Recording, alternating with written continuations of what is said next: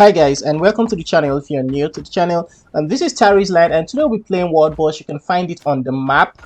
It's always there. There's no exact certain time for World Boss. It's always there. All you gotta do is just make a party and go at it. You cannot solo the World Boss. Don't try what this guy did. So make a party. So in this party we have one tank, one healer, which is the druid. The druid can be a DPS or a healer, unlike the priest that is a pure healer. And then we have 3 DPS, that's me, the mage, and 2 hunters or archers, whatever you want to call them. So this is a voiceover. I'll be talking over this video because I was mainly screaming and cussing at being a mage for the entirety of this fight. So I removed that audio, please. Don't ask for the audio. I am not uploading that. There was a lot of cussing. So the reason for that was, you will notice it when the boss summons some minions. It does that. There's a lot of environmental effects. You can see some of the minions and stuff. The reason for that is the mage is literally a moving target. It is annoying. It can draw aggro from even the tank. It's like a very big taunter. Even a DPS cannot draw targets or draw aggro as much as the mage. All I gotta do is hit any of these monsters like 2 times, and they leave whatever they are targeting, and they come after me. Also, the skill is a little awkward. It's supposed to be like and I feel like what they're trying to go for was an AoE damage dealing mage, but it does that. But the problem is, a hunter can deal more damage than you, and a hunter is a single target most times, but it also summons animals and creatures to assist it. But the mage's skills require you be very strategic, and you see those fireballs, I gotta make sure the monsters stay in that fireball. But that is enough rant about the mages. One more rant before we move on to the boss mechanic.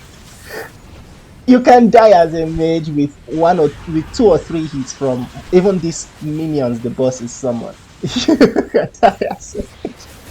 I had to be running for my life. So even though we had one healer, which was the druid, you gotta understand that the healing that it can provide is insane. So that is just how much healing the druid can heal. Also, the tank they have a shield, and they have a skill that also gives them health, and then they have potions. So the skill that gives them health, the cooldown isn't as crazy as the mage's only skill that can give it health and shield, which is the shield that we do. That is 60 seconds cooldown. So that sucks for the mages again. I'm just giving you guys a heads up in case you want to choose mage. I will not advise it at this point. It might change. You see, that's just one hit from a minion.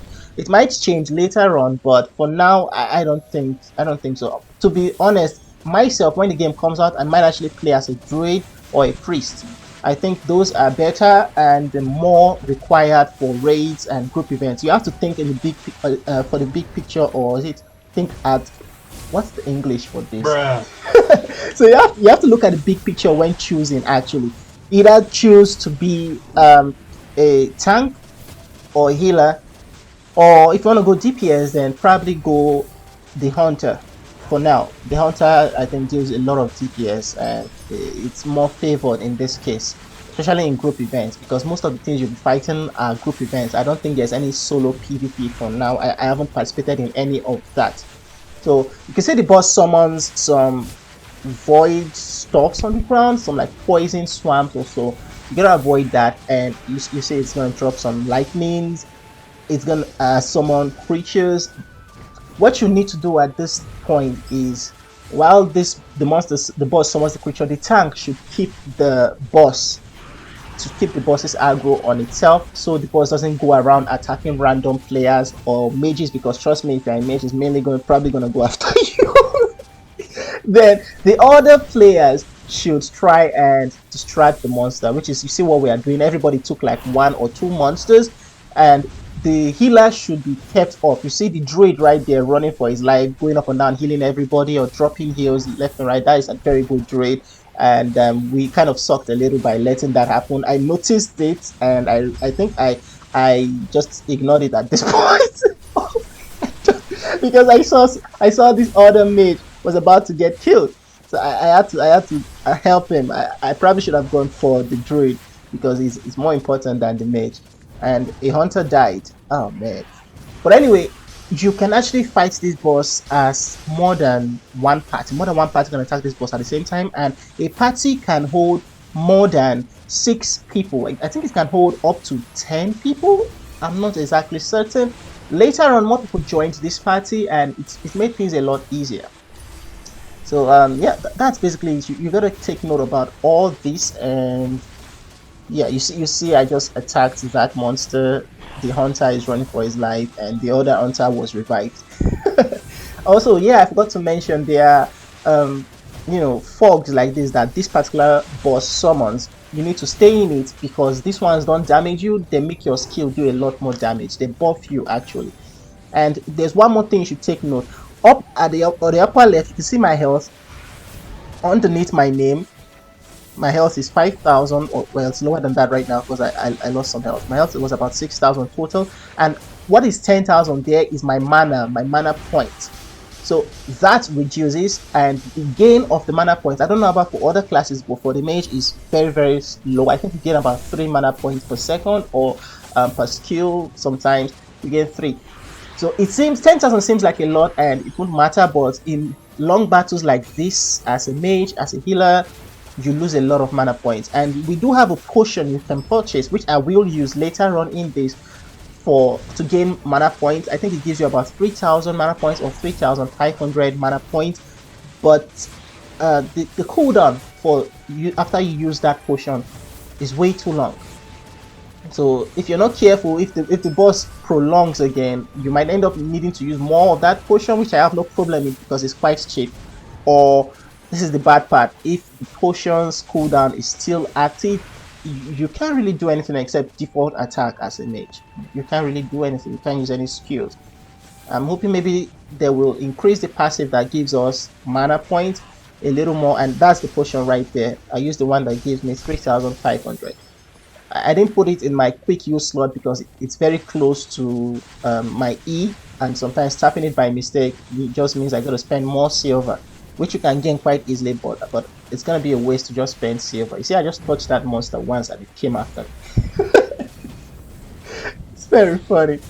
Oh yeah, and what you're seeing on the floor, those are tombs. Whenever a player dies, including yourself, you leave a tomb. It lasts there for a while. I'm not exactly sure if it has any significance that if you go back there you can pick your items or any stuff. I don't think you can, but yeah, it's kind of like a funny stuff and a little shameful because we all know someone died there, and it just makes us wonder, how the heck did you die at this point?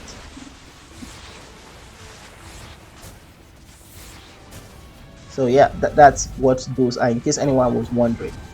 And at this point the tank's health is very low, but don't worry, the healer, the druid, can handle it. Now if you're wondering between the druid and the priest, who heals more, the priest heals more than the druid, of course, but the druid can double as a healer and a damage dealer, so it has skills for either, which you can choose. So if you, in case you like being a healer but you also want to be a damage dealer and help in DPS, then go as a druid. But if you just want to go pure healing, go for the priest. The priest barely has any damage dealing skills, and the ones it doesn't really deal much damage.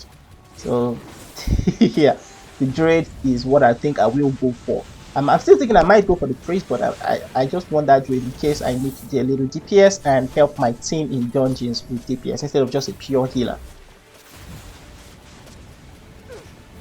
See, I lost about almost half of my health just from stepping on that. That's crazy. And now you can see we have druid. This is the guy right here. CHRNG, that's his name. Really helped us out. Put his life at risk. He died, I think, at least once throughout this world boss because it required a lot of him. Most of our teammates were just scattered everywhere. This is our first world boss for most of us, so we had no idea what we're doing or what the world boss was gonna do. We quickly adapted, so no one died after this point, but it was almost already the end of the world boss. But the tank did insanely well. The tank and the healer, very well, very great.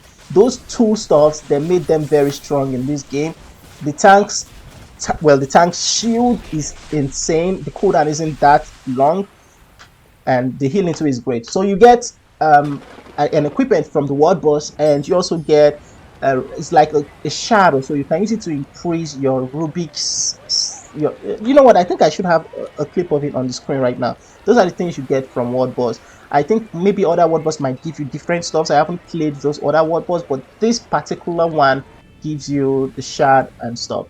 So you can see we are not all strong. Even the healer was 62 in strength, and the archer was 80, and I myself am just 79 because I haven't played a lot at this stage of the game. I don't know when this video will be released, but I think this was the third day. A lot of people can already get to 80 and stuff.